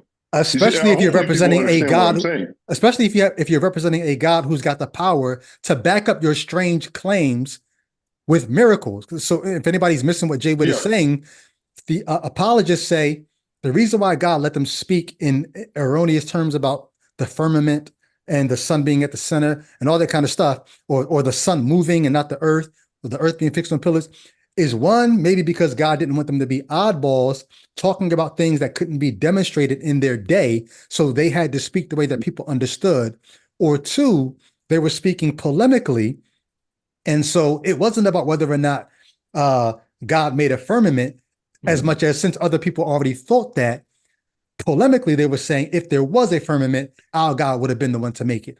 Either way, if you've got a God who's got the ability to confirm your strange ideas about atoms and the sun, the earth revolving around the sun, if you've got a God who's got miracle working power to confirm your strange ideas, why are you worried about that to the point that you've got to speak phenomenologically in that day and time? And any person who's interacted with children, having to teach things to them, knows you can tell them truth at a level that they can understand without adopting false language. So in other words, you can tell them a thing that as they grow and are able to conceive it further, or perceive what you're saying further, they will not have to jettison what you told them previously. Right. You see what I'm saying? It's the difference between telling them, it's the difference between telling them babies come from mommies and daddies loving each other versus from the stork. You tell them from the stork, you're lying to them. It's not just, oh, they can't handle the sex talk. No. You can tell them something without lying to them. And if you're God, go ahead. I presented it to them phenomenologically. So the kid came on the stork. I had to use phenomenological language. It's like, no, you're lying to them, right? Right. I agree with you. I was thinking exactly it's like we're on one accord, because I was thinking that exact illustration. It's like, yes, you don't have to tell the kid that the stork brought the baby. They said, well, the child couldn't have understood it if you would have to get into mature language. It's like, well, you could tell them something that was true, that when they got older, they will find out, oh, there's more to the story, but they wouldn't have to jettison it and say, oh, this is he's using mythological language. You don't have to do that if you're handing the truth out. You can hand it out in a way where it's true and it can be understood. And that's what they say. Good teachers. That's why public-facing scholars. Go ahead, Albert. Yeah, I was going to say, you guys are arguing for the fact that the God of the Bible needs parenting counseling. he needs teachers in order to instruct him on how to communicate, how to actually condescend down to his own creatures, basically. No, you summed it up very well. You summed it up very well. Either that, or we're dealing with the writings of men who could not have possibly known what we know now, because no God was speaking to them. Right. They were trapped in their time. In other words, there's no condescension. There's no condescension. Exactly. You're not condescending if you're on the same level as me. Right. Go on here. Exactly. But no, Jay Witt, that's the perfect point. They say God was condescending to the level of the people at that time, their knowledge, whatever. It's offensive to me, because what you're saying is, to me, this isn't a hired person condescending. This is people who are on the exact same level of existence as me, who did not know what we know now. And you want me to take that as condescension? Right. Exactly. That's the offensive version of condescension. It's absurd. It's so absurd. Like, I have to lower myself to Bronze Age conceptions of a cosmos. We've got to even read this. We're the ones doing the condescending. We're right. Yes. Right. Yes. Oh my goodness. That's amazing. God's not condescending. We're condescending. We're condescension of the reader. Right. The condescension of the reader. Oh, that's the phrase of the week. Oh my God. Yes. He descended into hell. That's right. all of this from so that he can be Lord of both the living and the dead. No, we're not going to skydive into your puddle of logic to try to Oh make my that make gosh. sense. Yeah. We're not going to do it. Yeah, because you skydive into a shallow pool and you die. That's what happens. Right. Yeah. Intellectually dies at when you do least. that. Mhm. Yeah. Yeah. Mhm. All right, let's get out of here on this one. There's a lot more. I didn't think we'd have that much to say on that little bit. Same. Yeah. but deconversion thoughts run deep. So What did you say, Brady? I remember you saying this. This I think will benefit the audience. He said it's interesting how we can get on here and extemporaneously debunk in depth stuff, and we never have to put up a status saying, "Hey, pray for me. I'm getting ready to. I'm getting ready to preach this I gotta morning." give the word for Nurch. Brady had me cracking up with that one because we don't have to tell our friends, "Hey, I got to go give a word at Nurch on Sunday. Be prayerful." We just get up here, just finish eating cereal or whatever, and totally rip this stuff to shreds with no work at all, no preparatory work. It's really hilarious. Like I read it one time before we come on here, and then we go to town on them. Yeah, I forgot all about no that. Special requests. No special requests. No Facebook statuses. Yeah. Because y'all know what we're talking about, right? You see your Christian friends post these things, right? Pray for me. I got to give the word this morning. Exactly. Pray that the Spirit would da da da da da. But no, we don't do any of that for Nurch. We take our skeptical minds, the powers of reasoning, and we look at what these ancient folks said, and we say, really, come on. That's what the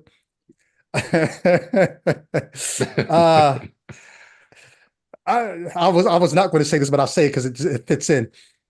I had a friend come by to visit me last night, and she was like, "I know you got Nurch in the morning, so should I not come by tonight?" I was like, "Look, I'll prepare for Nurch over breakfast." It was like midnight. Yeah. Like, nah, come on through. And I literally, Jay Witt, you called me this morning. I literally, you said, "Are you ready?" I said, "I'm reading through the chapter as you called me." As he It was like 10:30. Yeah.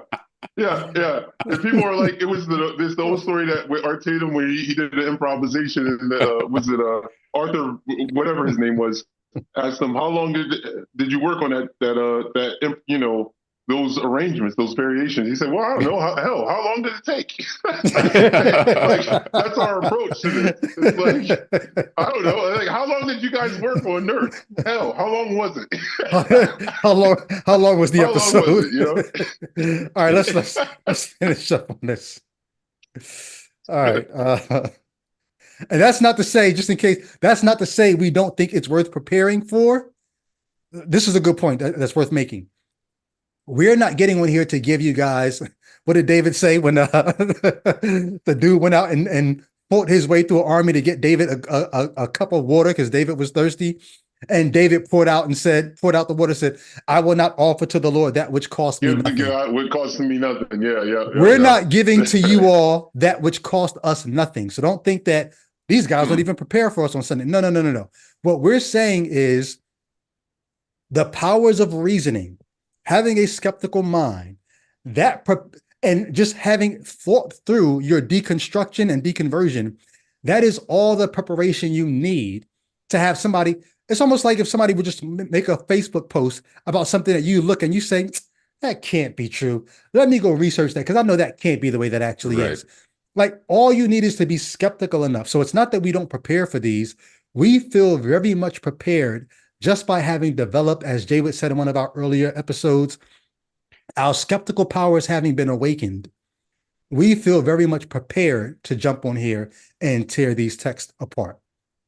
Before, when we were unskeptical, we were marveling at the text. We were in awe at what the apostle was saying. Yeah. We felt like we needed that time to prepare. We had lexicons and commentaries, and you ever see your pastor friends or Christian friends with 5 or 6 different books on their desk open as they're getting ready to take apart a passage. We don't need to do that. No, you don't need to do that. Yeah. It's almost like Picasso when he like there was somebody, not that I'm like the biggest fan of Picasso, but it's you know, he said that in order to make the mark that he made, you know, it took him his whole life to get to that point. So I think Mm. in an analogy, you know, Excellent. yeah, Excellent. this was my favorite epistle when I was a Mm. Christian. This was my favorite epistle by far. I read this thing over and over Mhm. again. So and I took it apart. So Yeah. Yeah, it's amazing memorize to be. large portions of it by heart. Yeah. You know. Yeah. Yeah. Our Yeah. entire lives, a great point, Al. Our entire lives, all of our experiences have prepared us to jump Hmm. on here on Sunday morning and look at what's being presented and say, oh, I get that now. I get it Yeah. now. Right.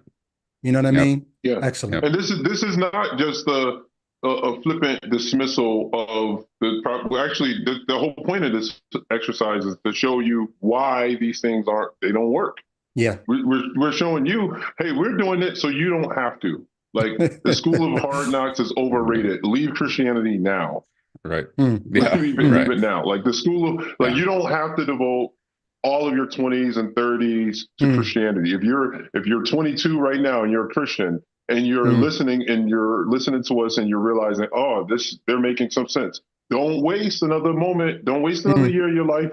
Get out Mm. now. Don't be like some of us were Mm. spending, the flower of your youth and Mm. something, and get those youthful experiences that you can get, and Yeah. live your life, because Yeah. throwing your life away at this is not, I'm telling you, it's not the way, and you're going to regret it. Mm. You will regret it. And I know we talk about post deconversion, how our lives are made better, but there is a such thing as post deconversion regret. It's like, Mm. I should have done that. Yeah. I shouldn't. Maybe my life would be like this. Maybe I wouldn't be living in this city because I went Mm. there because I wanted to go to a Christian college or Yeah. for Yeah. missional work or whatever. Like, get out of it. The sooner you get out of it and take charge of your life, the better.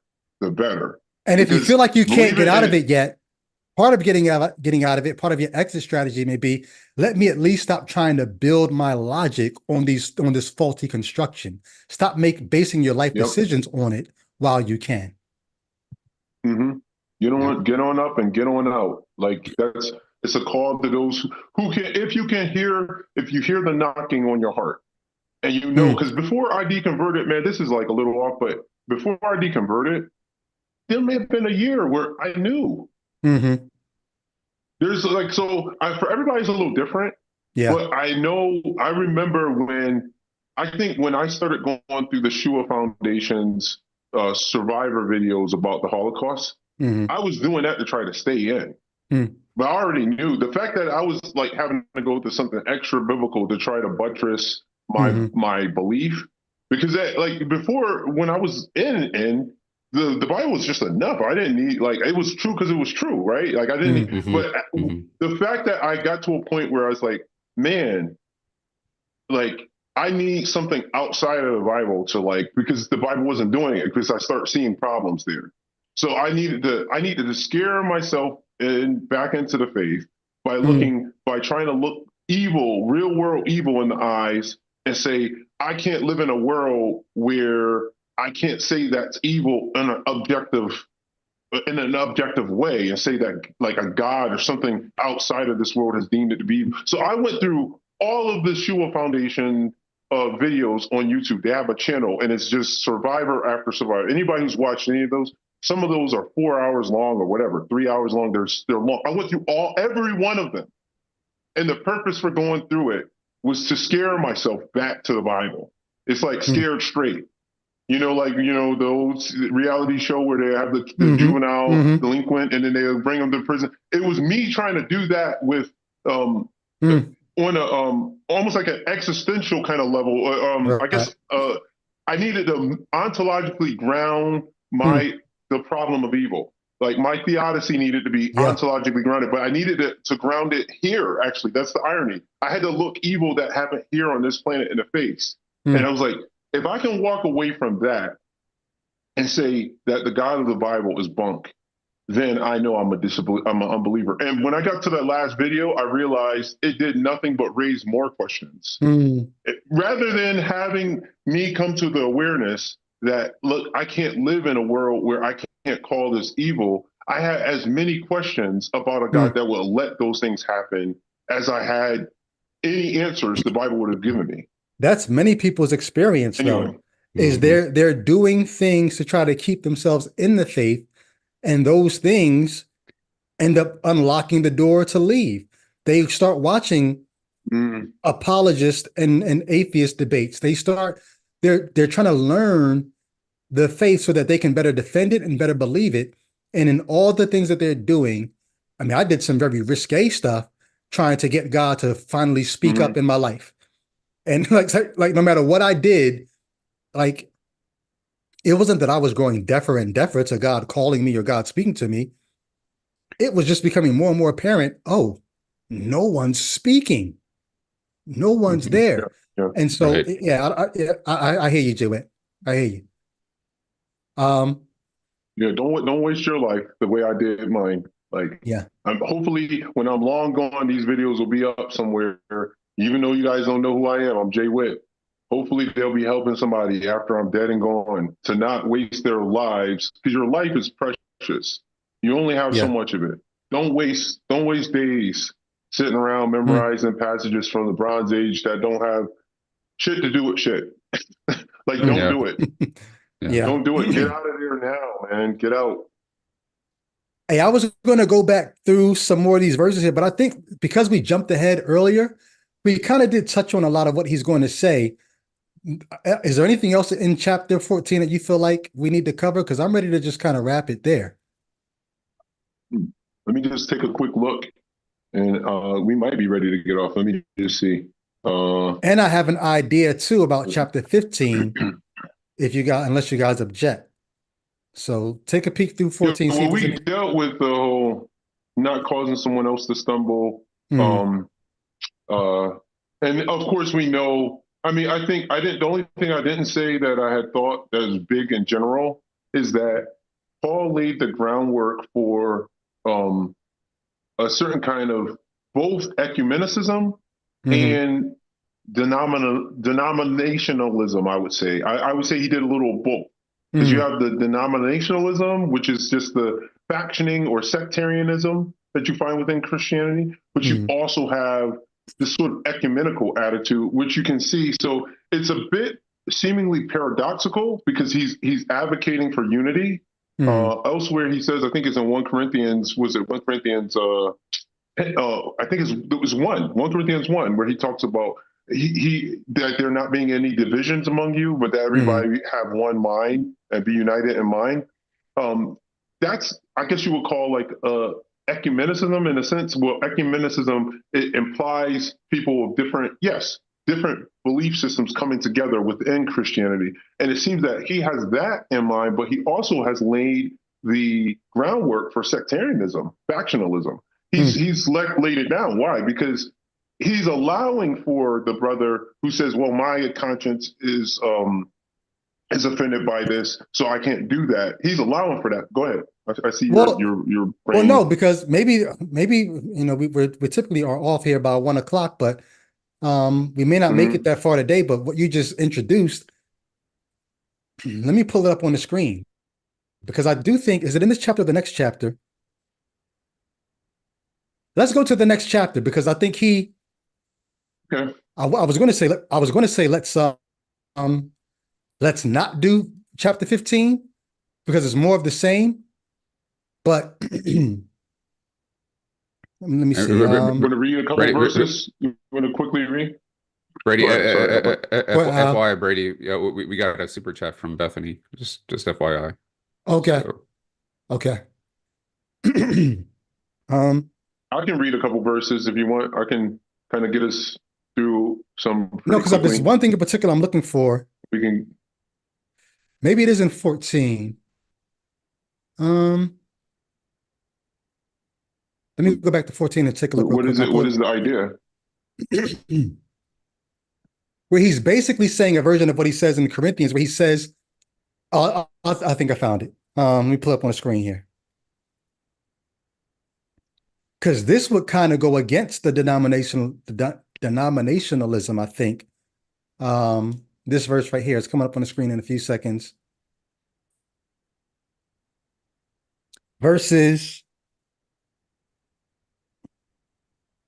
19, verse 19 on. Let us then pursue what makes for peace and for mutual upbuilding. Do not, for the sake of food, destroy the work of God. Everything is indeed clean, but it is wrong for anyone to make others fall by what he eats. It is right not to eat meat or drink wine or do anything that makes your brother stumble. This whole idea of if something's going to cause somebody else to stumble, then even if you have the right to do it, don't do it. This would seem to go against the idea of denominationalism, where you break off to do the things that you have liberty and the right to do. He seems to be saying, no, for the sake of unity, even if you have the right to do it, don't do it. But it's almost it almost cancels each other out, because if it's wrong for the person who can eat meat to do it in the presence of those who don't, then it's also wrong for those who don't eat meat to try to force the other ones to do it. So it's almost like if we're both trying to live in light of the other, if we're both trying to make this fellowship work for the other person, then I should be doing what you think is right, or you should be doing what I think is right. But then we both I think of batteries where you have positives and negatives charges, and it's like you get the opposites that attract. But if you got them both positively charged, they're going to repel each other. So if they both have this, like, I feel like that applies to what you're saying, because one party has to concede to the other.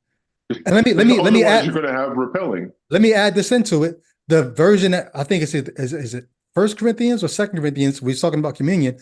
Well, before That's communion, 1 Corinthians, yeah. 1 Corinthians. Yeah. I don't know if it's the communion piece or before that, but he talks about eating meat sacrificed to idols.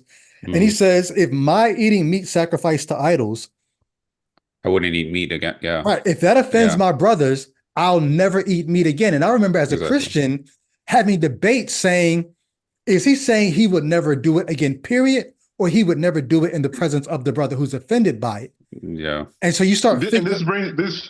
Go ahead. Well, that raises the larger question, and this piggybacks on what you're saying. It raises the larger question of, in a free society, what does it mean to have a freedom or right that you can't exercise? Right? Just think about this. This is a larger thought here. This is almost like a philosophical kind of thing to think. Because if you say you have a freedom, but you're not allowed to exercise it because you live in this pluralistic here ideologically, because some people within the community think X, Y, and Z. So now, does it mean that you're going to constantly have to be interrogating other people's pluralism to understand where they're at so that you could enjoy your freedom? Like, is it real freedom if your freedom is beholden to other people's? Anyway, that's a whole other thought. No, that's a great question. That's a great question. Yeah. And it's like particularly, if they say you have the right to vote. Go ahead. I was gonna say it's particularly a great question for Christians. We don't have to think about that anymore. Now we may have to think about it in the sense of what's the best way to live with one another in a pluralistic society, but particularly when you've got commands that you believe are from God. See, it's one thing when I just think I have these rights as a human being that I would like to have facilitated. It's another thing when I think when my conscience is being convicted because I think God is going to be mad if I eat meat or if I drink wine or if I whatever the case may be. So the Christian really has to think about those things. And I remember being in those debates as a Christian. Yeah, it's the idea of saying you have a right to vote, but you can only exercise it in ... It's the commercial with all of the fast language at the end, all the disclaimers. So it's like, yeah, you have liberty. You're free in Christ to do this. But only if there isn't anybody around you who doesn't believe in doing that. So by the time you finish running the commercial, you're like, am I actually free to eat anymore? You're like, bro, I thought you, because my heart leapt when you said, okay, you're free to eat pork or whatever, right? I immediately got ready to get up out the seat. Then you said, but and then I gradually had to sit back down into my seat.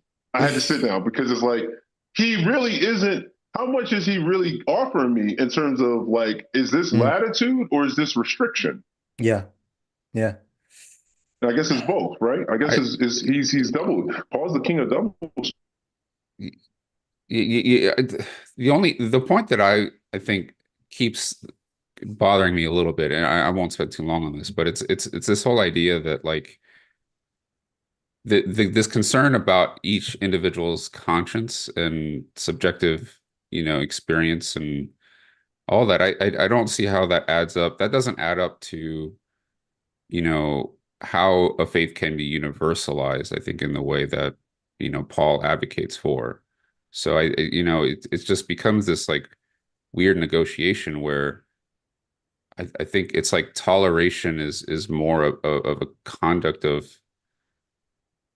what is it? It's like trying, like, because in our society, it's like, oh yeah, you're free to have drinks, you're free to do whatever you want, shouldn't affect me.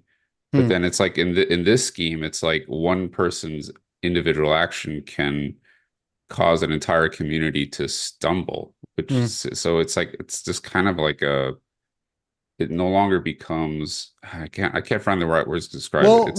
It's just Think about the way he ends the chapter, right? uh-huh. I talked about the verse earlier. He ends the chapter saying, um, well, I'll read verses 22 and 23. Mm, The faith that you have, keep between yourself and God. So first of all, you got this idea of everybody trying to live in light of everybody else's convictions, but then telling them to let each other have these convictions. So there's a contradiction there. yeah, right.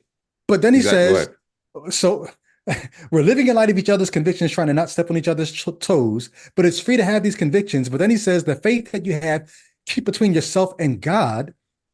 Happy is he who has no reason to judge himself for what he approves, but he who doubts is condemned if he eats, because he does not act from faith, for whatever does not proceed from faith is sin. This again is so what am I supposed to do here? Like you've freed me to live in all this anxiety. Basically, I don't have freedom. I've got anxiety because now I've always got to be concerned about, well, damn, am I doing this from freedom, or does my conscience bother me? Well, my conscience bothers me a little because You know what's interesting? Mm. You know what is interesting? Now, we got to let it go. Obviously, we're at the end of the episode, but when he says whatever does not proceed from faith is sin, that almost feels like a different definition of faith than what people used to teach me in my reform circles.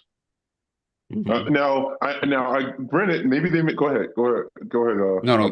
I want to hear that. I want to hear what you're saying. Yeah. Because What? they would say you put your faith in an object, in a person, because like the huge thing that a lot of reform people, when I was in Christianity, they really took issue with the way word of faith people use faith.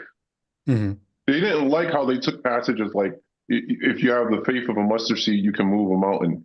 They didn't like that, which, granted, it may have been being used a little different than the way Reformed people liked you to use it. They would say the faith you have is in the object of your faith, and that is a person, that's Jesus Christ. Mm-hmm. But here, when I look at faith, when he says that which does not proceed from faith is sin, I don't really see how well that, or how easily that fits into the Reformed paradigm I was in, where it's like your faith is in the person, or the object of your faith is Jesus. And so how does that make sense? Because in the context here, he's not eating from faith. It doesn't seem like it's tying it to the object of the faith or the person of Christ. But I don't want to I don't think this is breakdown. Yeah, I don't think this is that kind. Like when he's talking about faith here, I think he's talking about the Greek word here, pistis, can simply mean confidence. And so I think he's saying whatever you don't do confidently is sin. So you're in that sense, it is a different understanding of faith. But his point is it's really if you're doubting in what you're doing, that's an indication of something that you're doing is wrong. Got it. Yeah. So you think he's talking about being able to do what you're doing confident, because you see the way that a lot of Reformed people in my circles were use faith. Every time you saw faith, you thought of an object, because they were it was almost like how that's a little too theologically charged for what I think he's saying here. Yeah. Exactly. Yeah, because they were very anti word of faith teaching, and the word of faith people grab passages like this and they get a mile out of it. Yeah. Because they start, you got this X, Y, and Z, you know what I'm saying? So because of their opposition to the word of faith doctrine, or I guess you could say health and wealth, whenever they saw these passages, they usually tethered it to a person, to an object, and that was Yeah. Jesus. But it's interesting to see how you're using it here. Well, it's weird just a because thought. It was just a passing thought. whatever's not done in faith is sin. In other words, whatever you can't do confidently, if there's some doubt within you, that should be an indication that you're doing something wrong. But you've told us so much to create doubt that how can I not have some doubt in whatever I do? Exactly. So you set me up for failure no matter what I end up doing here. We got 2 super chats we need to get to, and then we can get out of here. Bethany Keys, thank you for the $10 super chat. Bethany Keys says, I'd love to hear you guys' responses to this one. She says, what would you say to someone that feels like they have deconstructed, but feels like they have not What would you say to someone that feels like they have deconverted, but feels like they have not deconstructed? That's a good question. That's a very and good we've question. addressed this, I think, in several of the former episodes, but if you could put a bow on, what would you say? I've deconverted, I haven't deconstructed. What would you say? We've talked about that. Yeah. We've talked about this many times on the pod, and we have a ready-made illustration. It's straight from the model of Christ, right? And where he talks about, when he's talking about, it was in Matthew, right? And he says, basically, it's Matthew 12. If after the demons are casted out, if the person didn't basically varnish and clean the place up, he says 7 other evil spirits will come that will be even worse. So you often use that illustration to describe deconversion and deconstruction. That is to say, it's one thing to deconvert, but if you don't actually varnish the house, if you don't actually clean up your thinking, clean up your epistemics, clean up your skepticism and your rationality, you'll end up, 7 other devils will come into that house. And you'll find yourself. And just to be clear, he's speaking metaphorically. Facetiously, Facetiously, he's not talking about spiritual entities coming and taking up residence within you. But the metaphor is, if you don't replace your, and that's, well, the question for me is, when you talk about deconstructing, a lot of times people deconstruct from Christianity, but they remain in theism. And we're not here to make people atheist. But one of the things that I found, I think Jay Witt has found, and I think, I'm not sure exactly where, Albert, you're more on the agnostic than atheist tip. Yeah, probably. Yeah. But one of the things that I think is clear is, once you deconstruct, well, first you got to ask yourself why you deconverted. Because if you've deconverted, I think you had to have deconstructed to some degree to even deconvert. But once you actually do the work of deconstruction, whatever religion you are in, what you'll realize is the same tools that help you take the Christian house apart is going to help you take the Mormon house apart, the Islamic house apart. It's the same tools. And so if you've not deconstructed, you're probably still thinking in either supernatural or superstitious ways. If you're trying to make a decision about what job to take, and you've got an offer from one company, or you can stay at the company that you're at, and a commercial comes on TV for the job that you're already at, the superstitious part of you would say, "Ooh, that's probably a sign." If you've deconstructed from superstitious and supernatural thinking, you will detangle your thoughts from looking at the unnatural, the otherworldly, as something that has an impact on you and your world. And you'll start looking for the reasons, tracing the reasons as to why you think the way you think, why you do the things you do, or what should you do? Why might that commercial have come on at that moment? Could it just be that advertiser paid for a certain amount of ad spaces? And you think about connections as opposed to thinking that the connections are otherworldly. So I just go ahead. And I'm not entirely, when I'm being facetious when I talk about 7 demons or spirits coming back. But the part of that analogy or usage of Christ's little word picture there that does apply is I do believe that you're worse off, Alvin, because whereas when you have the hold on. You broke up. You said you believe what? you're worse I off, believe right? you're worse off if you don't actually seriously do the varnishing of your epistemology and skepticism and rational thought after you Yeah. leave. Because what ends up happening is, whereas before you were just in the Christian cult or whatever, and one needed only to debunk Christianity, now that you've left it, but Mm. you haven't done the actual work on your epistemology and skepticism and rationality, you might just be open. It's a lot harder to debunk everything than Mm. it is to debunk one thing. Mm. Hmm. And when you leave Christianity, but you keep in the scaffolding of ontology, Mm. a certain kind of like supernaturalistic scaffolding, I should say. Um, Hmm. what you've done now is you've exploded the category of supernaturalism. Whereas at one point, it was bound to this book, and if I could debunk the book, I could get you out of that. Now that you've left that book and you say, okay, well, I'm open to the horoscope and whatever else, like you've just created a million fires that I have to Mm. take rationality apply to individually. Why? Because you haven't dealt with the core of the problem. You haven't dealt with where the root or the seed of it all, which Mm. is it's not that all of the idiosyncrasies of Islam or Mormonism or Jehovah's Witness or Pentecostalism or Baptist or Presbyterian or Lutheran. It's not the idiosyncrasies. It is it is that seed of anti-skeptical and anti-antithetical thinking and rationalistic thinking. It's the seed of credulity that needs to Mm. be stamped out. Yeah. And this is why if you stamp that seed of credulity out thoroughly, you will deconvert. But you also aren't going to convert to some. Hey, I'm looking at the horoscope and I'm looking at you Yeah. because you dealt with the root of the problem, whereas other times you're just dealing with. This is the Symptoms. reason Yeah. why they have to leave.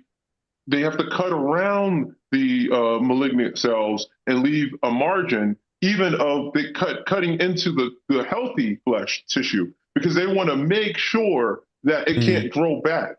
In a Yeah. similar way, we have to cut and leave enough of a margin around the we not only do we have to get the tumor of Christianity out, we have to make sure we got a margin around it so that it doesn't grow back. And what's that margin? That's the margin of just making sure that you've got that there is nothing but healthy tissue left after you've excised the supernaturalism. You Yeah. have to get it out Let's give Al the last word. and leave Yeah. nothing.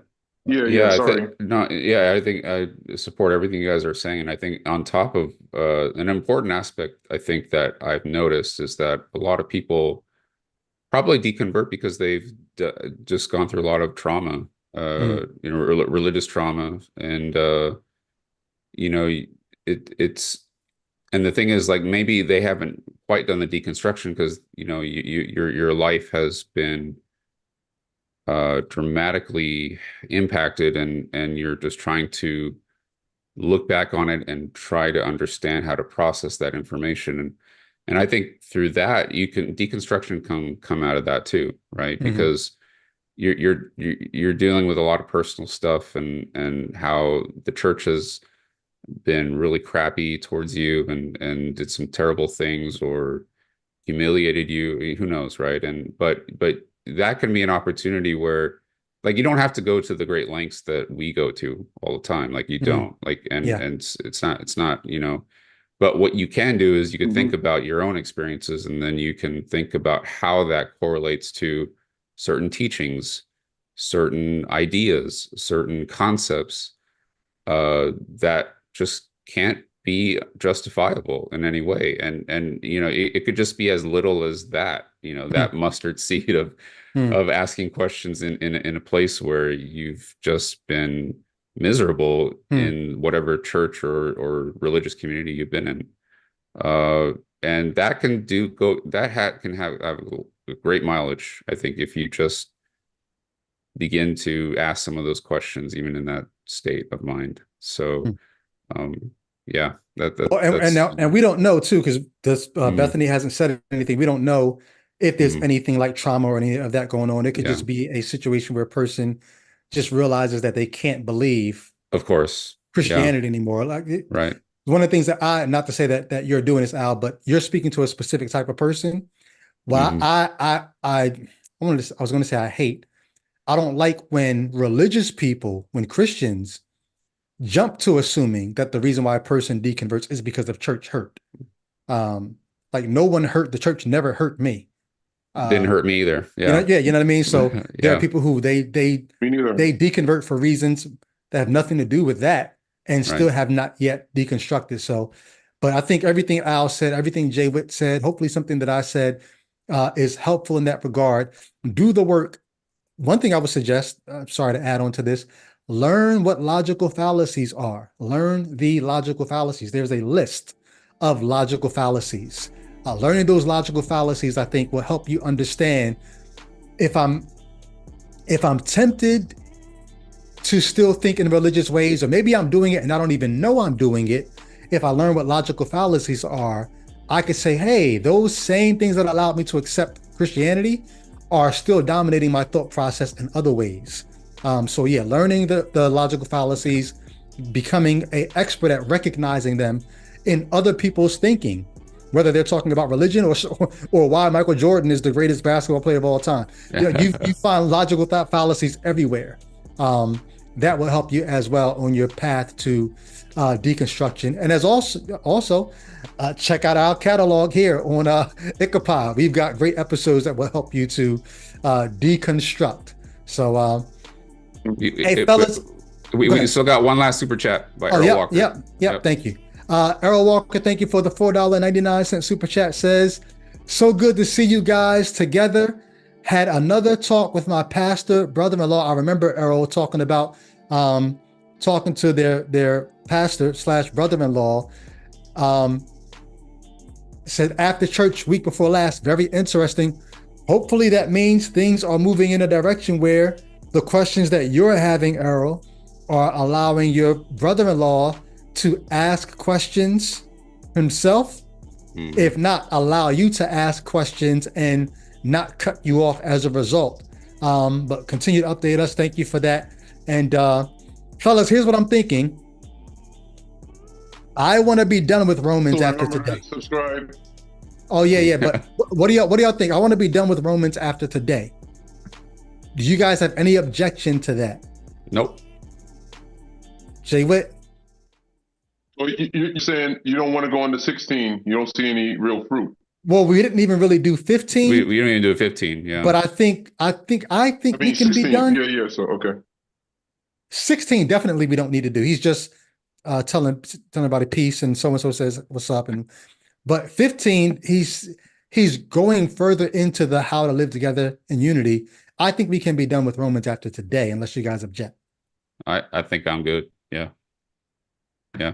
In the chat, maybe you guys can throw in the chat if you feel like, no, definitely do 15 because he says such and such. I feel like just because I'm a man who likes finishing a job, I feel like we need to put the capstone on it.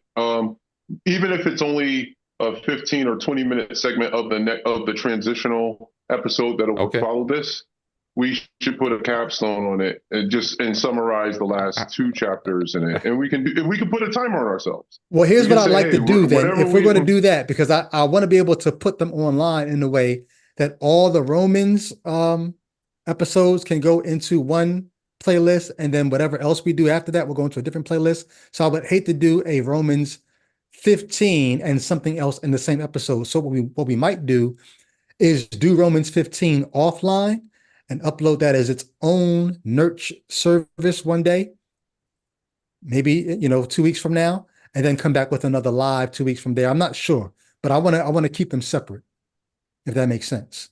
Oh, so you don't want okay? So maybe we should. I know I'm feeling the eagerness to get onto some other stuff too. And I'm also even up for something that looks a little like exit strategy for a transitional episode before we get into our next book. Yeah. But I'm just thinking we've gone through 14 chapters. Yeah. We gotta it's almost like you waited for the bus for an hour. You may as well just keep waiting until it comes, right? We're already here, so it'd be crazy to just. All I needed was one objection. So the fact, analogy. You and your analogies. We gotta go. We gotta go. Yo. Yeah, but I mean, you ever make it to the 4th year of college and then they dropped out and you're like, man, you should have just finished up and got the degree. That's what I feel like this is. You know, if we leave this, I'm like, we're almost there. We're not dropping out, man. Come on. Yeah, come on. For me, it's more akin to you watch, 5 episodes of, 5 seasons of a series, and they got one more season. Come on, man. Just go ahead and watch that last season. Maybe. Yeah. Hey, so somebody just typed, I'll read this comment. Somebody said, sunk cost fallacy. Jay Witt, that's a sunk cost fallacy. So talk about logical fallacies. Yeah. Oh man. Well, we'll figure something out. Either way, hey, I'm buying into it. Hook, line, and sinker. Either way, you'll catch something from us in Yes, 2 sir. weeks. We'll be back with Nurch. You guys enjoy your day or night, whatever time you're watching this. Thank you guys for rocking with us. We know you got a lot of options on your skeptical, anti-theist, counter-apologist playlist. So thank you for choosing us. Make sure you like and subscribe to this episode and this channel, and we'll catch you on the next one. Jay Witt, right? Oh, yes, and to Jay Witt. Yes, for sure. For sure. All right, y'all. Much love. We out. Peace. All right, take care.